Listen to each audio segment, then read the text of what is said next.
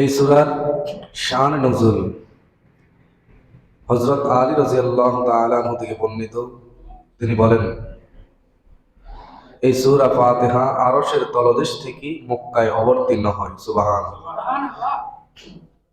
আবু হুরায়রা রাদিয়াল্লাহু তাআলা আনহু বর্ণনা করেন, যে সূরা ফাতিহা যখন নাজিল হয় তখন ইবলিস কেঁদেছিল, ইবলিস কান্না করতেছিল। এই সূরাটা কোন কোন মুফাসসিরিনে কেরাম বলেন মদিনায় অবতীর্ণ হয়েছে, আবার অনেক মুফাসসির বলেন মক্কাতেই এই সূরাটা নাজিল হয়েছে। কেউ বলেন কিছু অংশ সংখ্যক, কিছু আয়াত মদিনায়, কিছু আয়াত মক্কায় অবতীর্ণ হয়েছে। এই সূরার শান নজুল, আরো একটা শান নজুল আছে। আল্লামা সালাবি এবং ওয়াদি ওমর বিন উরাহ বিলের মাধ্যমে হাদিস বর্ণনা করেন, রাসূল আকরাম সাল্লাল্লাহু আলাইহি ওয়াসাল্লাম নবুয়তের শুরুলগ্ন অবস্থায় যখন কোনো এক মাঠে ময়দানে রাসূল আকরাম সাল্লাল্লাহু আলাইহি ওয়াসাল্লাম বের হলেন, তখন অদৃশ্য থেকে একটা আওয়াজ আসতেছিল, ডাক আসতেছিল, ইয়া মুহাম্মদ, ইয়া মুহাম্মদ। এরকম ভাবে নাম ধরে যখন ডাকতেছিল, তখন রাসূল আকরাম সাল্লাল্লাহু আলাইহি সাল্লাম এই আওয়াজটা শুনতে পেয়ে তিনি উপরের দিকে তাকালেন। তাকিয়ে তিনি ভয় পেয়ে গেলেন। অনেক বড় সিংহাসনে আরোহী এক ব্যক্তির আকৃতি তিনি দেখতে পেলেন। সুবহানাল্লাহ। এই দৃশ্য দেখে রাসূল আকরাম সাল্লাল্লাহু আলাইহি ওয়াসাল্লাম, তিনি তো ছিলেন মানুষ, তিনি ভয় পেয়ে গেলেন। এই ঘটনাটা তিনি বাসায় গিয়ে আম্মাজান খাদিজা রাদিয়াল্লাহু তাআলা আনহা দরবারে গিয়ে তিনি বললেন।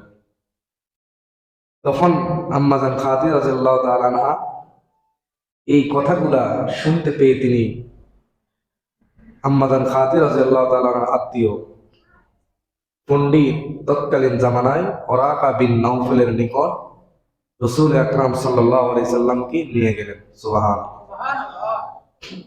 তখন সেখানে গিয়ে তার কাছে এই ঘটনাটা সুন্দর করে বলার পরে তখন ওই ওরাকা ইবনে নাওফল তিনি বললেন, ইয়া মুহাম্মদ, যখন আপনাকে এই নাম ধরে ডাকবে আপনি হতভম্ব না হয়ে কি বলে সেটা শুনবেন।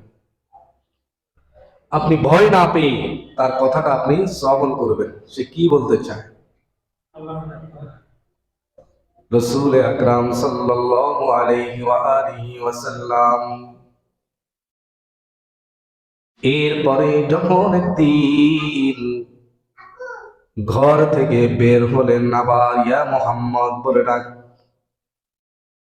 রাসূল আকরাম সাল্লাল্লাহু আলাইহি ওয়া আলিহি ওয়াসাল্লাম সেদিন আর ভয় না পেয়ে তিনি দাঁড়িয়ে গেলেন। তখন ওই ব্যক্তিটা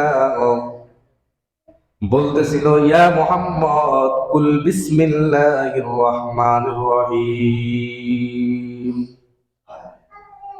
এই বিসমিল্লাহ থেকে শুরু করে ওয়ালাদ-দাল্লিন পর্যন্ত একসাথে এই সূরাটা রাসূলের উপরে নাজিল করে দিলেন। জোরে বলে সুবহানাল্লাহ।